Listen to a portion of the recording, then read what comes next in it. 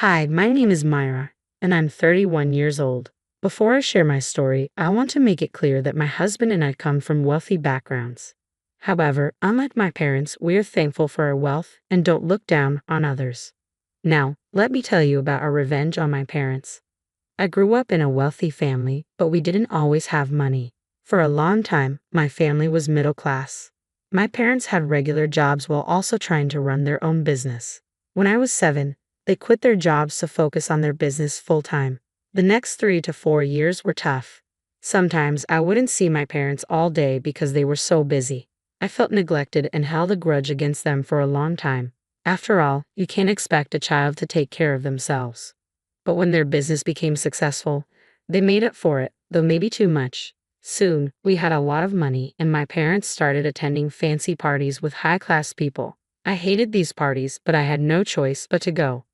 I couldn't wait to turn 18 so I could leave. My parents quickly became the snobs they used to dislike before they got rich. When I turned 18, I got into a great university in my state and moved out. That's where I met my husband, Daniel. At first, neither of us acted or looked like we were rich, and we had a real connection. After about 5 months, we told each other about our wealthy backgrounds and were surprised to learn that our families were part of the same social circles. Daniel's family was even richer than mine. His father, Cyril, was one of the wealthiest men in our state, but he kept his personal life private so not many people knew about his family. That's why I hadn't heard of Daniel. Daniel also hated being in the spotlight, so he avoided fame. We dated for about a year before meeting each other's parents. We met his parents first, and they were wonderful and accepting of me. Then it was time to meet my parents, so we arranged dinner at their favorite restaurant. Hi Mom, hi Dad, this is Daniel. Hi Daniel, I'm Norman, and this is my wife Margaret. It's a pleasure to meet you. Pleasure to meet you too, Daniel replied. So Daniel, what are you studying? My dad asked. I'm doing media and communication, Daniel said. And what do you plan to do with that? Mom, Dad, this isn't a job interview. Stop interrogating him, I said. It's okay, Daniel replied. I plan on becoming a social media manager. Oh, that's a profession for sure, my dad said sarcastically. Dad, there's no need to be so judgmental. Tell me, Daniel, did you grow up with wealth? My mom asked. Mom, that's an incredibly offensive thing to ask, I said. Oh, so the answer is no. I could tell just by looking at him. I don't mean to be rude, but if you don't mind me asking, what does my wealth have to do with my relationship with Myra? Why, it's everything. We worked really hard to give her a life filled with luxuries. We don't want her to live like a peasant after she gets married. That's enough. I don't care about any of that. I love Daniel, and that's all that matters. You're just young and naive. This relationship will end once you realize this man can't afford your lifestyle. Are you serious? No offense, Daniel, but my daughter deserves better than you. I don't know how you expect me not to take offense to that. Myra, there's a handsome, successful man we met at a party. He's older but very successful. Do you want us to set you up with him? Wow. How dare you insult my boyfriend and try to set me up with someone else while he's right here? You need to realize that your relationships affect our reputation. You need to choose men who will benefit you and our social status. Daniel won't do anything for you. I've had enough. You judge Daniel without even knowing him. We know his type enough. He is not a type. He is a person with his own personality and feelings. The fact that you can't see that because of your obsession with social status is disgusting. Don't bother talking to me unless you want to apologize. Myra, sit back down right this minute. You're causing a scene. See what Daniel is doing to you. You've never behaved like this before. This isn't Daniel's doing. I've just reached my limit with you. I grabbed Daniel's hand and stormed out of the restaurant. I couldn't believe how quickly they judged him. They didn't even try to know him and immediately dismissed him as inferior. I apologized to Daniel repeatedly, but he told me there was no need. He admitted he didn't look rich but didn't expect my parents to act that way. I agreed. After that, I only spoke to my parents when absolutely necessary until I graduated. Daniel and I stayed strong and moved in together after graduation. We focused on our careers before taking any other steps in our relationship. Daniel worked in various places before joining his dad's company, avoiding the spotlight for as long as he wanted. Eventually, my parents apologized for being rude to Daniel. We accepted their apology but kept low contact because I knew they didn't genuinely accept him. They only apologized to keep up social appearances. Occasionally, they'd invite us to their parties. and we'd attend out of courtesy. Every time, my mom would look at Daniel in disgust, even though he wore expensive, branded clothes without flashy logos. 3 years after graduating, Daniel proposed, and I was overjoyed. We shared the news with his family together, but I decided to tell my parents alone. I knew they would say something mean, and I didn't want Daniel to hear it. So, I went to their place for dinner. "I have something to tell you both," I started. "Oh, please tell me you broke up with that pathetic boyfriend of yours." "Actually, we're engaged. I'm going to marry him next spring." "What? No, you're not. I wasn't asking for your permission." "You should have. You know how we feel about him. You don't like him because you think he doesn't have money. That's not a valid reason. If you marry him, you have to come to all our events with him. Do you know how embarrassing that is? Do you care that much about your reputation? Does my happiness not matter at all? You have no idea how hard we worked to get where we are today. We sacrificed everything, and we won't let a man of Daniel's status bring us down." "I know exactly how much you sacrificed. I was there. I lived for years without my parents. For people who look down on the middle class, you forget that you were once there. Daniel has the skills and ability to succeed. Why can't you see that we want what's good for you? You don't want what's good for me, you want what's good for you. Don't project your issues onto me. Look, we're very open-minded. But this is where we draw the line. We never imposed our opinions when you were dating Daniel because we thought it was just a fling. But this we cannot accept." "That's a lie. You two were the least open-minded people I know. You've done nothing but tell me how bad Daniel is for me throughout our entire relationship. I don't care if you accept that I'm marrying him because it's happening, and you can't do anything about it. We can do something about it. If you marry this man, you will no longer be our daughter." "Wow, so you'll disown me if I don't listen to you. You'd rather disown your daughter to save your social status than be happy for her. That's not it at all. We want what's best for you. If you can't see it, then we see no reason to support you. I'd like to see how your poor husband will support you. He's done more for me than you ever did. How dare you? We gave you this life.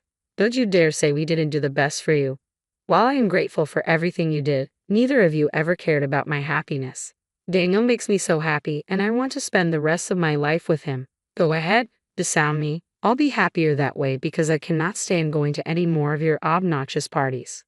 I'd like to see how this happiness of yours pays the bills. And don't you dare come to us when you need help with money, because we will not help. I'd rather be drowning in poverty than come to you for help." I left my parents' place immediately, feeling incredibly hurt. I wasn't naive enough to think they would readily accept him, but I had hoped they might have changed in the past 3 years and would see how happy Daniel made me. I drove away and parked a few blocks away before finally letting myself cry. I loved to put on a tough act, but they were still my parents. Sure, they were snobby and mean, but I still loved them, and it hurt to see that their love for me was so conditional. That's the one thing parents aren't supposed to have: conditional love. Eventually, I made my way back home, and Daniel comforted me. He was incredibly mad at my parents and asked if I wanted him to do something about it. I didn't want him to act against them because I saw no reason to become like them to prove a point. I decided then and there that the best way to get back at my parents was to live happily. That was what they didn't think I was capable of, so I would prove them wrong. Daniel and I spent the next few months enjoying life and planning our wedding. On the day of the wedding, I was the happiest girl alive. Daniel asked his dad, Cyril, to keep our marriage a private affair because he didn't like the limelight, and neither did I. Cyril was happy to do that and spoiled us with some of the most expensive gifts. After we got married, Daniel took up a permanent role at his father's company and became the head of the social media marketing team. Not to brag, but Daniel brought in a lot of money, especially by drawing more attention to the company. I was also advancing in my career and doing great. I didn't speak to my parents at all, not just because I didn't want to, but because they never reached out to apologize. Over the next 5 years, Daniel and I had a great time. We were doing amazing in our careers, and our social lives were thriving. Daniel slowly warmed up to the idea of being in the limelight, and we began attending more high society parties. We would run into a few of my parents' friends at these parties. When they asked about my parents, Daniel would subtly imply that they weren't the kindest of people. We thought this was just a petty move with no real impact, but it turns out it did have an effect. My parents started being shunned by their social circles. We realized it was working when we ran into them at Daniel's sister's engagement party. She wanted a big, extravagant celebration for the elite of society, and it was very exclusive. Daniel and I were obviously invited. When we saw my parents, they were shocked. Myra, Daniel, what on earth are you two doing here? My mother asked. Well, we got an invite and thought it would be rude not to show up, I replied. How did you get an invite to this party? This is an engagement party for business tycoon and millionaire Cyril Reed. Are you sure you're at the right place? We're sure we're at the right place. Now, if you'll excuse us, we have places to be and people to socialize with. Hold on, how did you both get invited here? This is a party only for the elites of our city, and last time I checked, you barely even came close to middle class, my father added. Do you really have no shame putting your daughter down like that? Daniel interjected. What daughter? This could have been you, Myra, but you gave it all up for this creature, my mother snapped. Wait, that's it. Myra must have got an invite in our name, and then Daniel made her not tell us and instead took him along. That would explain why he had to go around practically begging to get in here. Do you really think I'd want to attend any party if I got the invite for you? I would have passed the invite on, but I'd never attend because the people there would all be rich snobs just like you. I shot back. Okay, that's enough. You will tell us how you got these invites, or we will call security. The chances that the two of you crashed this event are too high. I mean, what more do you expect from the lower classes? My father threatened. At that moment, Cyril Reed himself walked up. Hi there, what is this I'm hearing? Is my son causing any trouble? Son, my parents' faces went pale. Yes, this is my boy Daniel. Oh, these two were just accusing my wife and me of crashing this event because they assumed we were lower class, Daniel said with a grin. Oh no, that's not what we meant, but I do want to know how Daniel is your son. You don't have the same last name, my father stammered. My wife wanted him to have her last name. Feminism and all that. Anyway, he's my pride and joy, and I would ruin anyone who hurts him. So, do we have a problem here? Cyril's voice was firm. Only one. Why do Daniel and his wife not have glasses of champagne in their hands? Cyril asked with a smile. I like them. They can get their glasses and join me. I need them to meet a few people. Excusing ourselves, Daniel and I walked away, laughing at the look of absolute shock and horror on my parents' faces. Cyril knew of my parents' views about his son but had never said a word out of respect for me. He only stepped in to assert dominance when necessary. Daniel and I enjoyed the rest of the night, celebrating his sister and her fiancé to the fullest. We socialized a lot, and I ended up making some great friends. I felt free from my parents' snobby behavior, and it felt great. We tried our best to avoid my parents, but that didn't last long. Toward the middle of the event, they found us again. Hey, guys, could we talk for just a few minutes? My mother asked. Oh, I don't know. My dad expects me to be with him, Daniel replied. Yeah, about that. How come you never told us who your dad was? My father inquired. I didn't see why I had to. Besides, you already made up your mind about him. Was there any point in telling you who his father was? I responded. Of course, there is. Do you even know how much power that man has? Wait a minute, is this why we've been getting fewer invitations to social events? My mother asked, panic creeping into her voice. How would we know? Dana replied. Are you really ruining our lives because we didn't know whose son you were? My father demanded. No, that's not why. You treated us like we were low lives because you assumed we were part of the middle or lower class. That is unacceptable, and we see no reason for you to have any sort of social life until you prove yourselves to be better people. Who are you to decide that? My mother snapped. You return us back to our previous status or else. Or else what? You're going to try and ruin our name? Good luck doing that. Hold on, my father interjected. We're sorry. We called you over here just to talk to you and apologize.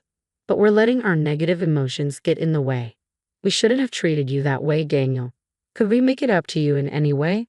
Oh, you most definitely could. I want you to leave my sister's engagement party right this minute. What? But we worked so hard to get the invites to this event. My mother exclaimed. I worked hard to show you that I cared and loved your daughter, and you rewarded me by not only treating me poorly, but also disowning her. My father is a kind and genuine man, and he would hate to know that such vile people attended an event of his. Just give us some time to change. I promise we'll be better people, my father pleaded. The time to prove yourself has long since passed. Get out or I will have security come get you, and you know how people will start talking when they see security escorting you out. "You're a cruel person," my mother hissed. "I'm definitely not as cruel as you. Now get out." I was in awe of the way Daniel stood up for himself. I knew he was holding back out of respect for me, but if there was one thing he hated more than anything, it was people who treated others based on what they could get in return. That was the textbook definition of my parents. My parents thankfully left the event without another word. They knew better than to draw any more attention to themselves. After they left, they texted me to apologize for the way they treated Daniel. Once again, their apology was rooted in their newfound awareness of Daniel's status rather than genuine remorse for their actions. This only made me angrier. I couldn't understand how some people could be so dense and ignorant. This was why I didn't stop Daniel from doing what he did. It didn't take long for people, especially my parents' friends, to notice their absence at the party. They would ask me, and Daniel would explain how he kicked them out and why. People were horrified to learn what my parents were really like. Many of them stopped associating with them afterward.